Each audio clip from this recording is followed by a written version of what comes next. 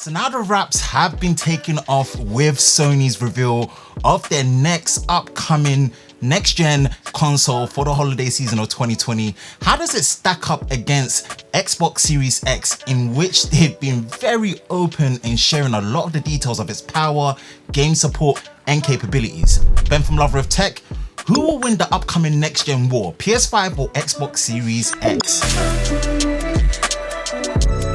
Now we've finally seen the design of the PS5, I have to say it's striking, but has caused a split in the middle of how people feel and look at the design. So yeah, for me, it's just something that is a very interesting thing that's been going on. Now, what was more of a surprise and also a joy for me personally was seeing two models, one with the traditional disc and a discless digital edition of the PS5, which to my eyes looks a lot sleeker and more thought out to be what seems to be the main design language of what Sony wanted for the PS5. There's been feedback that the disc version with the hump seems to be something of an afterthought after they designed the digital edition, which I kind of, have to agree with. Heck, I have some friends in the content creation and design space that pretty much actually went out of their way to redesign and reimagine what the disc version of the PS5 should have looked like,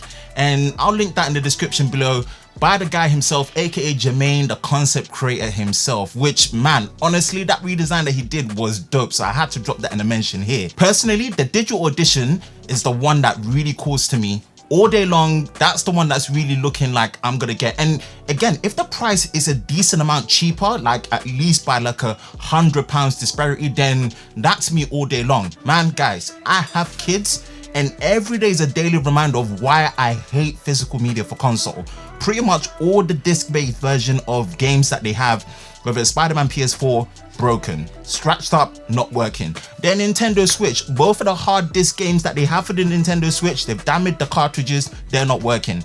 I honestly cannot remember the last time I bought physical media for my console and was actually pleased and it survived. So for me, it's all digital, man. Digital is the one that really calls to me. I do get the appeal of the physical ones because obviously cheaper games down the line that you can buy, but most of the time when you buy these hardware games, you're gonna need to install extra data on there before you can even start playing it. So I am honestly still leaning more to the digital edition of the PS5. Now, what I definitely liked was the showcase of exclusive games from Sony, and mind you, these are just the start. And with the track record that Sony have with the PS3 and especially the PS4, when it comes to first-party intellectual property IP games, from the ones that we know and also the surprise ones that they end up releasing, this is something that will really bring to life what the PS5 will have over its lifetime.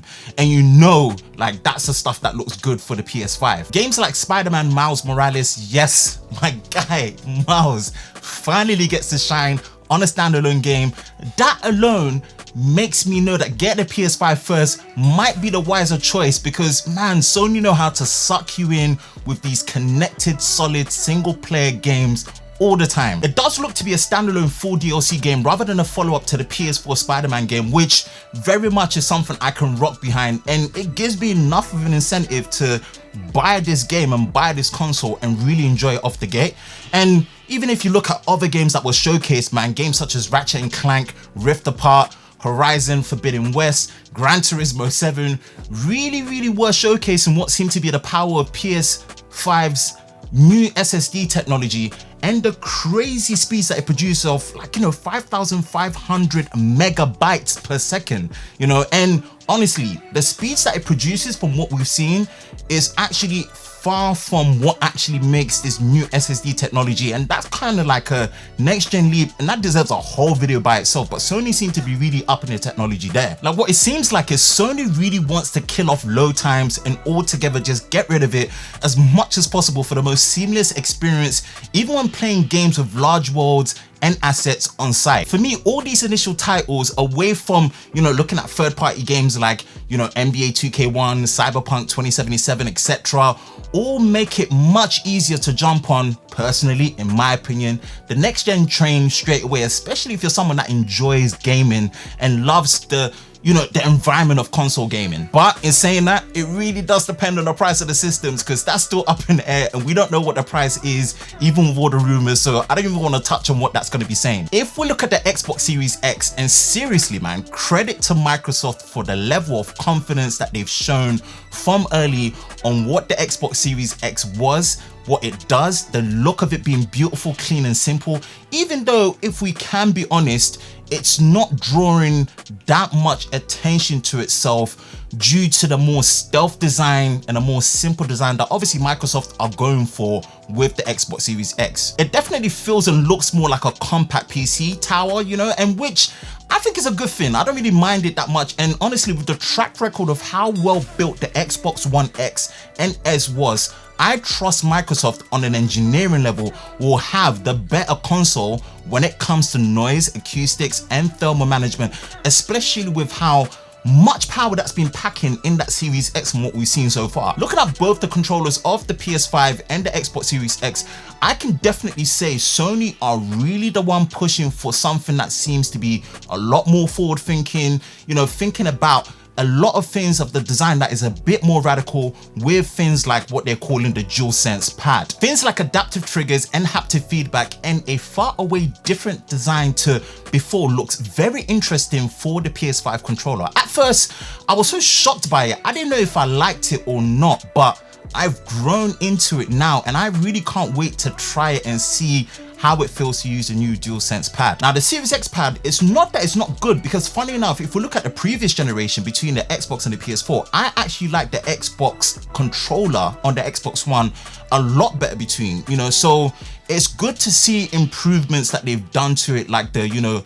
better improved D-pad, seems like a hybrid D-pad, a slightly better grip and design, improved latency for the controller, and also USB-C, but still no built-in rechargeable batteries. It's like, man, come on Microsoft, in this day and age, like I get you've got the charge and play kit, but I doubt anyone is like, yeah, I want to still have AA batteries. Like USB-C rechargeable, that's just a, yeah, that's what I think. Now in terms of power off the gate overall, it does look like Microsoft takes the cake with this one, packing a higher clocked 8-core AMD Zen 2 CPU at 3.8 GHz, sustained continuously, not variable, and a custom RDNA 2 base GPU with 12 teraflops of total power, 52 compute units at 1.825 GHz. Now versus the PS5, which has an 8-core Zen 2 CPU clocked at 3.5 GHz with a variable frequency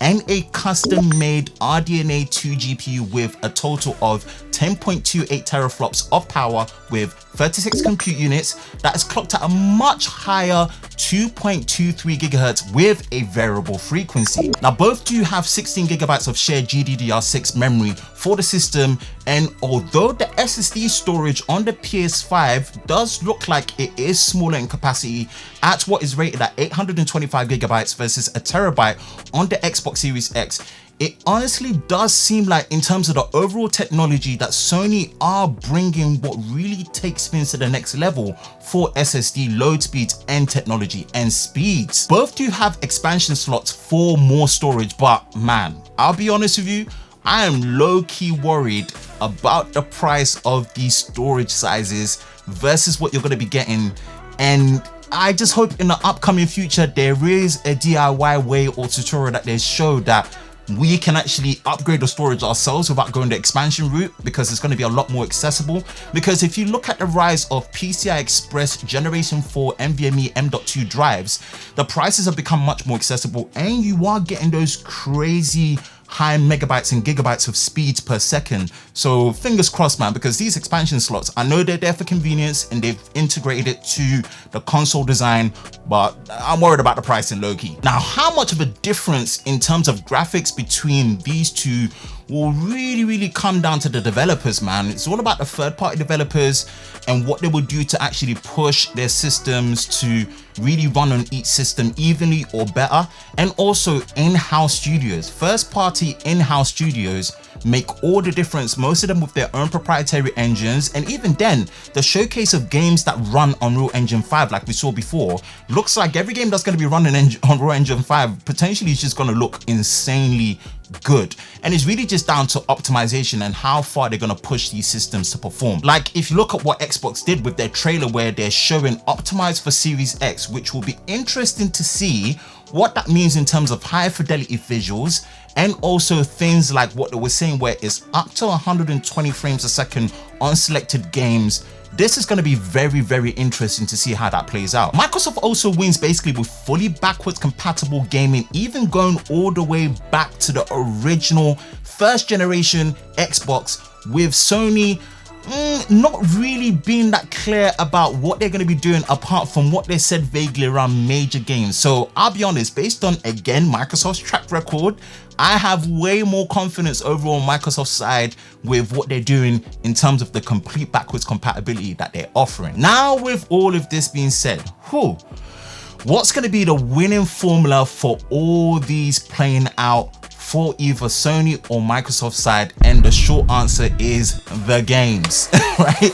It's all about the games. That's what's gonna tie you into the system, and that's what makes the business model of consoles work. That's been the track record for decades now. And on the surface level, right, the PS5 looks more striking and forward thinking in design, whereas on a technical level, right, in nearly every way, already the Series X is looking like the stronger and more powerful console standalone by itself. But regardless, if these consoles are powerful enough against each other, the games will speak for themselves beyond what the systems can do in terms of anything else. And that's just how people are, right? And that's even surpassing any technical superiority that the consoles will offer. It is about the games. I'm planning on getting both if all things go well. And even with all the rumors going around about the scaled down version of the Xbox Series X, aka the lockup, or the Series S, rumored around, still being announced, there's still all to play for, but it's all about the games, and yes, service and features as well, but it's all down to the games that will make it win. But yeah, guys, that is it for me, man. That's another discussion video. That's my thoughts on the PS5 versus the Xbox Series X right now, man. Both are looking strong in their own way. I'm excited for holiday season to come for 2020. The price is up in the air. There's still a lot to know about these consoles, even with all these crazy reveals that's happened. So what side are you on? PlayStation or Xbox, or do you rock with both? Or are you original PC master race like myself? So let's have a discussion in the comment section below. Again, Ben from Lover of Tech. If you enjoy videos like this, you know what to do. Make sure you hit that subscribe button, hit that notification bell so you're part of Team TLS, their tech lover squad, so you don't miss videos like this next time. Make sure you like, subscribe, and stay safe during this time. I hope you're all doing well. Catch you in the next one. Peace.